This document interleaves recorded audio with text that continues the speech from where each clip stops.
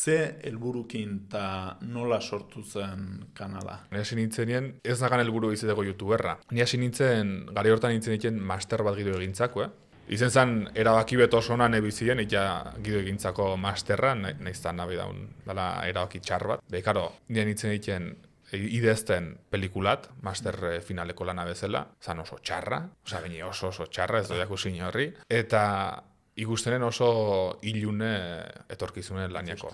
Zeti, mundu bortan nola lortze dezu lana. Ez hau dozulako norbeti, zuzendari beti, da oso mundu itxile. A no ser zala makina del kopon, baina, karo, ez balin bakazo esperientziaik, nola izan bezala makina del kopon. Orduen ikustenen lana opatzeko aukera hundik ez den hori ber.